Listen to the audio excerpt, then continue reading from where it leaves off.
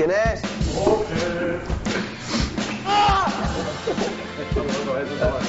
¿Quieres una barrita o no?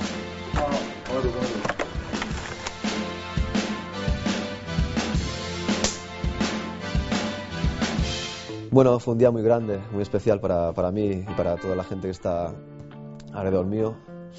Al principio, como dije, no pude disfrutar mucho del momento porque la tensión y el cansancio físico no me hizo disfrutar de esa vuelta de honor. Después, a medida que iban pasando las horas y sobre todo el domingo noche, sí que pude disfrutar al máximo de ese campeonato.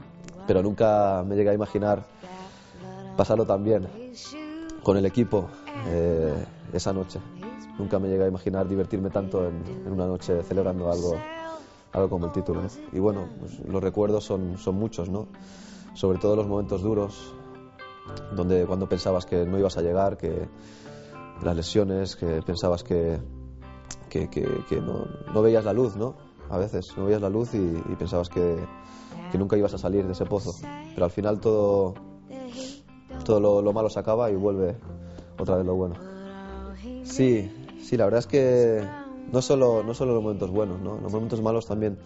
Hemos sido un equipo muy unido y siempre han tenido una sonrisa y una palabra de ánimo para cuando no me han visto muy feliz o con las ideas claras. La verdad es que ha sido la mejor temporada de mi carrera y conseguir esa regularidad realmente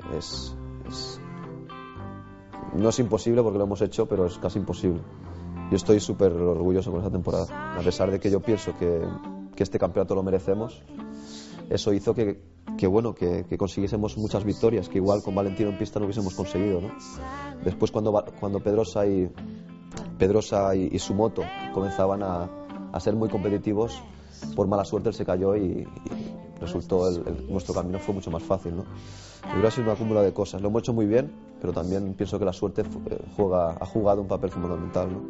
Yo pienso que él, sin mí, en el equipo se hubiese quedado, pero también qué gran huida, ¿no? La de él, que se va ganando incluso más de lo que estaba ganando en Yamaha y que se va metiéndose en un desafío increíble, ¿no? Para él.